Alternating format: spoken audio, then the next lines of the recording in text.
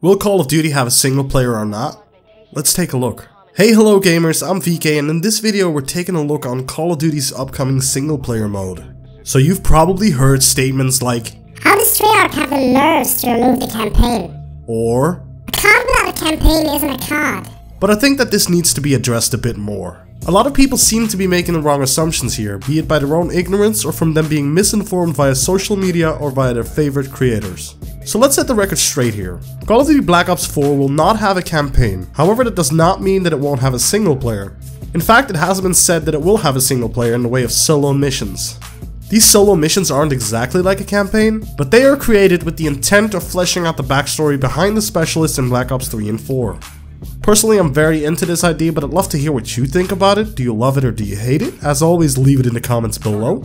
But let's talk about what's good here, and start with the obvious things. There will be a single player mode of sorts, and that's a good thing, especially for those people that desperately want it. But it's just that the missions won't follow up on one another, hence no campaign. Instead, each of them is their own mini-story for each specialist. And I don't know how long they will be, but even if they're only 10 minutes apiece, then that's almost 2 hours of single player content that many people already assume just isn't there. But where it strikes home for me is the specialists themselves. I never got into them and I never really enjoyed them, and they are one of the main reasons that I quit being a COD commentator halfway through Black Ops 3. So the fact that I'm open to specialists in Black Ops 4 and open to these mini-stories in general says a lot about how I've changed and about how Black Ops has changed. I think that these small episodes will not just bring backstory, but familiarity and knowledge. It'll help people grow a bond with the specialists, however weird that may sound. And this is going to make the fanbase gain more knowledge about the specialists and maybe even a bit more about how to use them properly. And I can't help myself from being positive about this because it all sounds positive to me. For the people that want a single player that previously thought there was none, they have some reassurance now that there will be. For the people who see Blackout as extra content, they can rejoice because there's even more content now. And for those who felt indifferent about specialists or wanted to know more about them, they will now get that opportunity. There are quite a few lines from Treyarch co-studio head Dan Bunting that I sourced from Variety.com, and he states that he doesn't know if the Black Ops storyline will ever be done, and that there are a lot of documents they never have released about narrative development. This to me implies that this idea of not having a campaign won't be permanent, but that maybe they just wanted to get people used to these specialists a bit more via the mini-stories, only to then resume with a fresh view on the campaign. But what do you think about this? Will there be a campaign in the next Treyarch game? And if so, do you think it'll continue on Black Ops 3 and 4? I'd love to hear from you down below.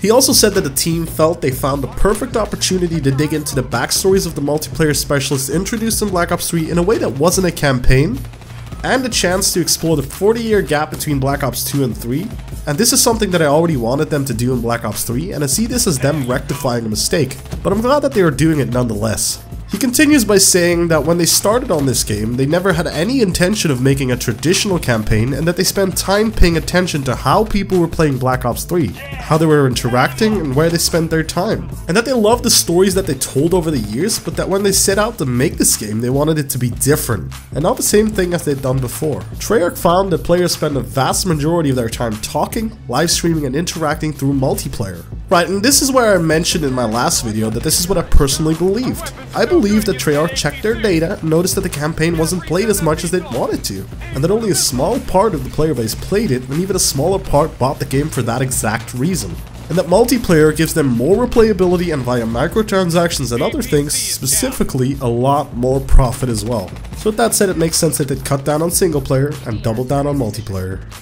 I'm glad to see that there's still a form of single player because there is a chance that there wouldn't have been, but I can understand why they are going harder on the multiplayer.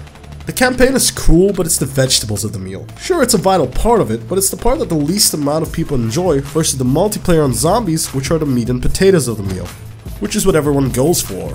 Well, where does that leave Blackout? Well, maybe Blackout is just the breadsticks that you fill up on before the meal. And people might get bored of it very quickly, and maybe that's the intent. Maybe it's only intended to keep you sweet till the next COD comes out or the new DLC comes out. Maybe they just want to keep you sweet until the next Call of Duty comes along with a new campaign that's superb. Or maybe Blackout's just a sauce. Something that you don't necessarily need, but the meat feels dry without it, and you didn't know that you wanted it until it's there. I won't go too in depth about the rest of the article, but I will say that Bunting also said it was perfect to go into their story since there wasn't a lot of depth in terms of what players had access to, and that this is a way that they could build that world out in a richer way, and I agree. following that up by saying that they would be played in the context of the game's multiplayer setting and that it would connect some narratives between Black Ops 2 and 3. However, he did decline to go into much detail about the missions for Black Ops 4.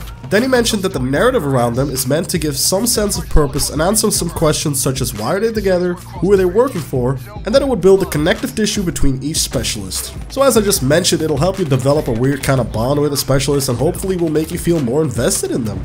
However, when pressed for details, he declined to say where these missions will live, but teased that they will play like their own thing, so not like Spec Ops from MW2 and 3 or any campaign beforehand. But that's what I have to say, but hey, this isn't just about me. Let me know in the comments what you think about these mini-stories. Do you think it's a good idea or a bad one? Will you give them a try or pass it by altogether? Are you into the single player of previous CODs or did you skip it altogether? I'd love to hear your opinions in the comments. Anyways, if you enjoyed this video and any video that I create, please leave a like down below and let me know what you liked about it. And if you want to see more about it, please hit that subscribe button and that notification bell because the like bell's ding. This has been VK and I will see you next video.